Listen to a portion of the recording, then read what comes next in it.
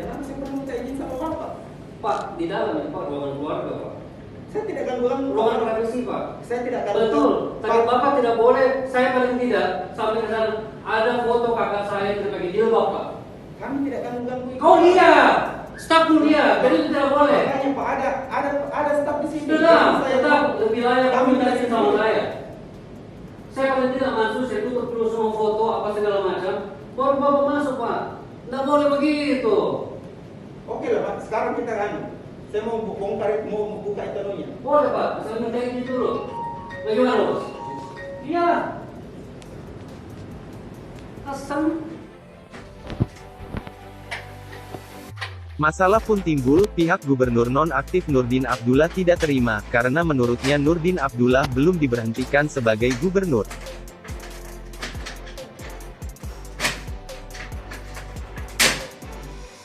Namun pihak Biro Umum juga bersikeras untuk membongkar karena pihaknya bertanggung jawab atas pengecekan aset sekaligus laporan untuk penyusunan anggaran perubahan dan APBD 2022.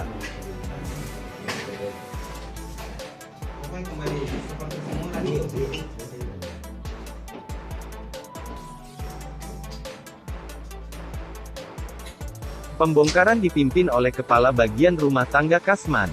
Ia mengaku pihaknya bertanggung jawab atas semua aset Pemprov Sulsel di rumah jabatan.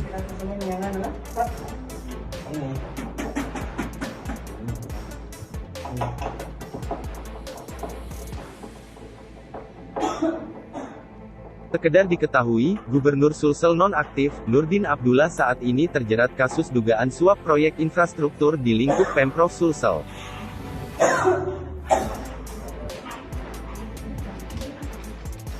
Sejauh ini pun, kasus yang ditangani Komisi Pemberantasan Korupsi (KPK) tersebut baru memasuki persidangan pekan ke-7.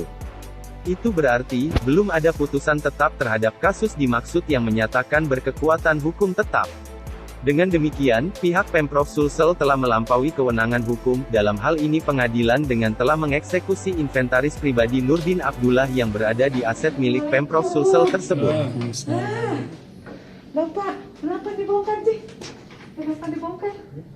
Atas perintah Bapak Pak Abang.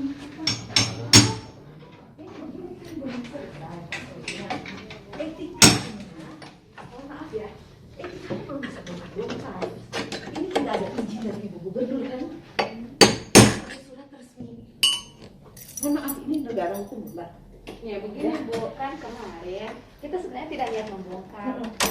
Ini kan ada apa sih namanya pengajuan anggaran untuk pemeliharaan dan perbaikan. Nah jadi kita disuruh mengecek semua sisi ujak. Nah kemarin kita koordinasi sama Pak Jupri. Ini fungsinya mana supaya kami mau lihat di bagian dalam yang mana harus diperbaiki kalau ada perbaikan. Nah, Supaya stop. kita Ya, laporkan. oke, stop sampai situ.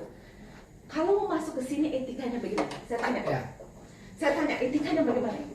Kalau Ibu mau masuk ruang ini, saya tanya, bagaimana Ibu kalau mau masuk ruang ini?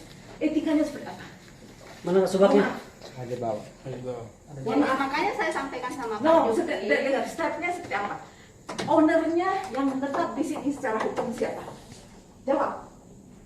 Ya kalau sekarang Ya, Bu, siapa? karena masih prosesnya Ya, berjalan. ya, siapa? Jawab.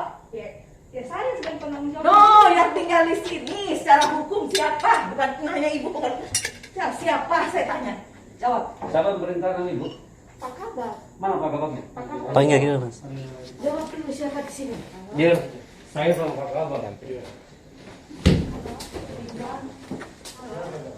Etikanya harus minta izin owner yang tinggal di sini. Kalau pemilik sini bilang boleh, baru dibuka. Itu etikanya. Ini sudah melanggar, maaf ya. Bisa jadi kasus hukum loh. Bapak nerusin ini. Saya coba